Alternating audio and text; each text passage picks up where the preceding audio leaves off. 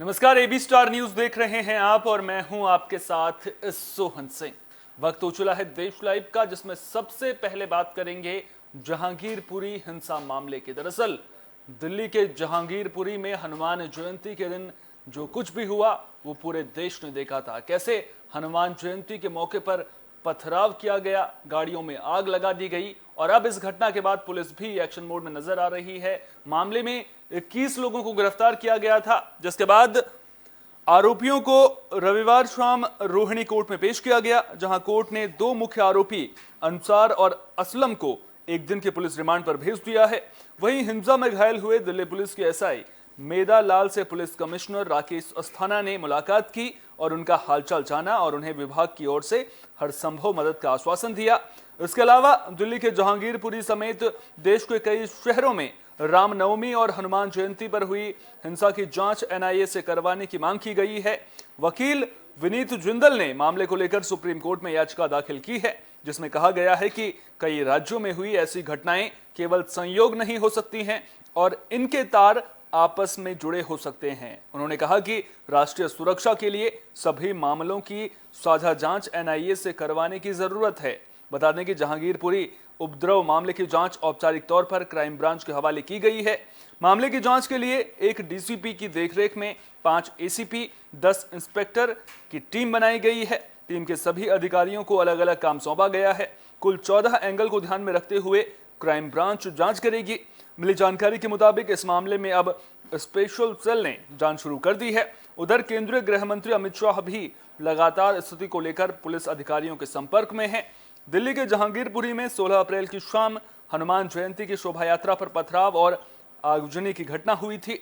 जहांगीरपुरी में 2 समुदायों के लोग आमने सामने आ गए थे, भारी हंगामा हुआ था और फिर पत्थरबाजी और हथियार भी चले थे और अब एक्शन मोड में पुलिस प्रशासन नजर आ रहा है। लगातार गिरफ्तारी भी हो रही है और पूछताछ का सिलसिला भी लगातार जारी है और इन सब के बीच मामला सुप्रीम कोर्ट में भी पहुंच चुका है।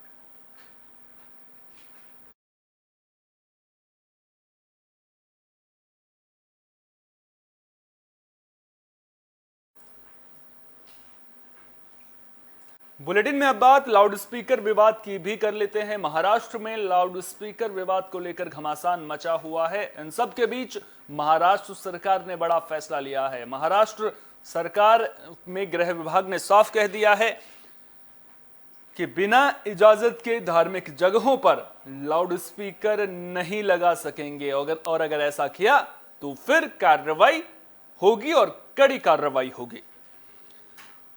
तो लाउडस्पीकर विवाद को लेकर हंगामा खूब देखने को मिल रहा है और अब गृह विभाग ने बिना इजाजत के किसी भी धार्मिक स्थल पर लाउडस्पीकर लगाने पर रोक लगा दी है। महाराष्ट्र के गृह विभाग की हम यहां पर बात कर रहे हैं। अब लाउडस्पीकर लगाने के लिए पुलिस की इजाजत लेनी पड़ेगी। बता दें कि राज ठाकरे ने मस्जिदों में लगे लाउडस्पीकर 3 मई तक हटाने की चेतावनी दी थी, जिसके बाद महाराष्ट्र सरकार ने यह बड़ा फैसला लिया है। अब कोई बिना इजाजत के लाउडस्पीकर लगाएगा तो उसके खिलाफ कार्रवाई की जाएगी। मिली जानकारी के मुताबिक महाराष्ट्र के गृह मंत्री दिलीप पाटिल जल्द ही मामले को लेकर महाराष्ट्र के डीजीपी के साथ भी बैठक करेंगे।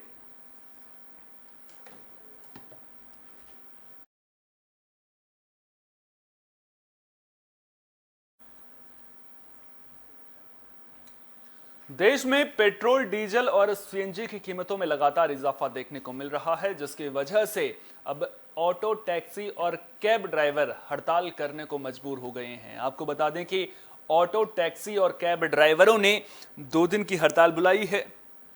तो देश में पेट्रोल और सीएनजी की कीमतों में लगातार इजाफा देखने को मिल रहा है, जिसके खिलाफ अब ऑटो, टैक्सी और कैब चालकों ने हड़ताल शुरू कर दी है। हड़ताल के कारण दिल्ली और लखनऊ जैसे शहरों में लोगों को टैक्सी और कैब बुक करने में परेशानी आ रही है। बता दें कि ऑटो, टैक्सी और कैब यूनियनों ने सोमवार और मंगलवार को हड़ताल का फैसला किया है। यूनियनों का कहना है कि किराए में इजाफा किया जाना चाहिए। इसके अलावा ईंधन की कीमतों में कमी हो तभी वे काम कर पाएंगे। दिल्ली सरकार ने इन मुद्दों के समाधान का भरोसा भी दिया था, लेकिन इसके बाद भी हड़ताल वापस नहीं ली गई है। वही बात लखनऊ की करें तो ओला, उबर और कैब ड्राइवर बुकिंग नहीं ले रहे हैं, जिसके कारण लोग परेशान हैं। कैब ओनर्स चालक वेलफेयर समिति के अध्यक्ष आर के पांडेय ने मंगलवार को ट्रांसपोर्ट नगर आरटीओ कार्यालय को घेरने की बात भी कही है।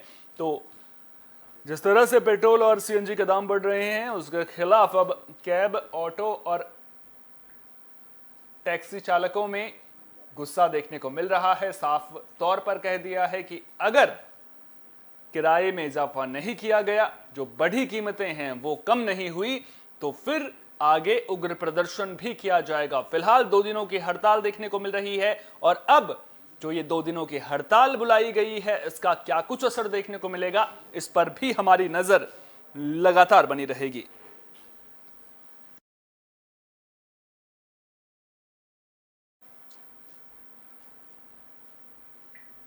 बुलेटिन में अब बात कोरोना की भी कर लेते हैं और कोरोना पर बात करना बेहद जरूरी भी है, क्योंकि पाबंदियों का पहरा धीरे धीरे खत्म हो चुका है और अब जैसे जैसे पाबंदियों का पहरा खत्म हो रहा है, वैसे वैसे अब केसेस बढ़ने भी शुरू हो चुके हैं। बात अगर पिछले 24 घंटे की ही करें तो पिछले 24 घंटे में देश में 90% कोरोना के मामले बढ़ गए हैं। यानी कि एक दिन पहले जितने मामले सामने आए थे, उससे 90% ज्यादा मामले सामने आए हैं। आंकड़े भले ही इतने डराने वाले अभी फिलहाल ना हो, लेकिन जिस तरह से और जिस रफ्तार से ये मामले बढ़ते हुए नजर आ रहे हैं, ऐसे में चिंता बढ़ना लाजमी है।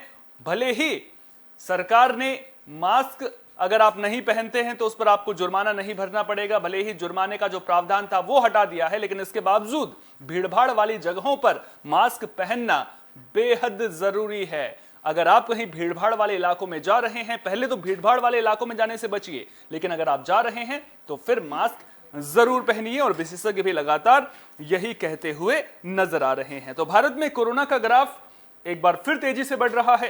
पिछले 24 घंटे में कोरोना के मामले 90% बढ़ गए हैं। नए मामलों की बात करें तो पिछले 24 घंटे में 2183 नए मामले सामने आए हैं और इस दौरान 214 कोरोना मरीजों की मौत हुई है। देश में अब तक कोरोना के 4,30,44,280 मामले सामने आ चुके हैं। वहीं अब तक कोरोना की वजह से 5,21,965 मरीज जान गंवा चुके हैं। खास बात यह है कि एक दिन पहले देश में 1,150 नए मरीज मिले थे और अब 24 घंटे के भीतर ही 2,000 से ज्यादा नए केस सामने आ गए हैं। दिल्ली के आंकड़े भी चौंकाने वाले सामने आ रहे हैं। बात दिल्ली की करें तो दिल्ली में रविवार को कोरोना के 517 नए मरीज सामने आए हैं। वहीं संक्रमण दर बढ़कर 4.21% हो गया है। शहर में कोरोना की वजह से किसी की मौत तो नहीं हुई है। दिल्ली में अब तक कुल 18,68,550 नए मामले सामने आ चुके हैं और अगर ओवरऑल मौत की बात करें तो अब तक 26,160 लोग कोरोना की वजह से जान गंवा चुके हैं। चिंता की बात यह है कि दिल्ली में एक बार फिर कोरोना के मामले बढ़ने लगे हैं।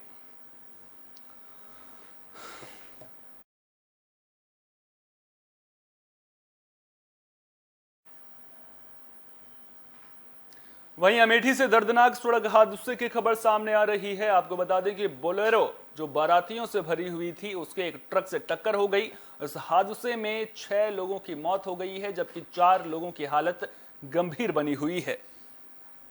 तो अमेठी से यह दर्दनाक सड़क हादसे की खबर सामने आई है। बारातियों से भरी बोलेरो और ट्रक की टक्कर में 6 लोगों की मौत हो गई, जबकि 4 लोग गंभीर रूप से घायल हुए हैं। मामले की जानकारी मिलने के बाद पुलिस की टीम मौके पर पहुंची, जिसके बाद घायलों को जिला अस्पताल में भर्ती कराया गया, जहां से घायलों को ट्रामा सेंटर रेफर कर दिया गया है। हादसा गौरीगंज थाना इलाके में बाबूगंज सगरा आश्रम के पास हुआ है। जानकारी के मुताबिक रायबरेली के नसीराबाद थाना इलाके से बारातियों से भरी बोलेरो वापस आ रही थी। इसी दौरान ट्रक ने बोलेरो में टक्कर मार दी। टक्कर इतनी जबरदस्त थी कि 6 लोगों की मौके पर ही मौत हो गई है। एक अत्यंत दुर्भाग्यपूर्ण घटना सगरा आश्रम के पास हुई। हाईवे के ऊपर बारात से लौट रहे थे लोग नसीराबाद क्षेत्र से और एक ट्रक से बोलेरो में थे। ट्रक से टक्कर हुई जिसमें 6 लोग मृत्यु हुए हैं और 4 घायल हैं। घायलों को उपचाराधीन हैं और उनको यहाँ से रेफर किया गया है। शेष वैधानिक कार्रवाई की जा रही है। तो अमेठी में हुए इस दर्दनाक सड़क हादसे के बाद जिन परिवारों में मौत हुई है उनमें कोहराम मच गया है। परिजनों का रो रो कर बुरा हाल है। वहीं 4 लोग अस्पताल में जिंदगी और मौत के बीच जंग लड़ रहे हैं। उम्मीद यही है कि ये लोग जल्द ही स्वस्थ हो जाएंगे। फिलहाल के लिए देश लाइव में इतना ही। देश दुनिया की तमाम अहम खबरों के लिए बने रहिए AB स्टार न्यूज के साथ, क्योंकि यहां पर खबरों का सिलसिला कभी नहीं थमते।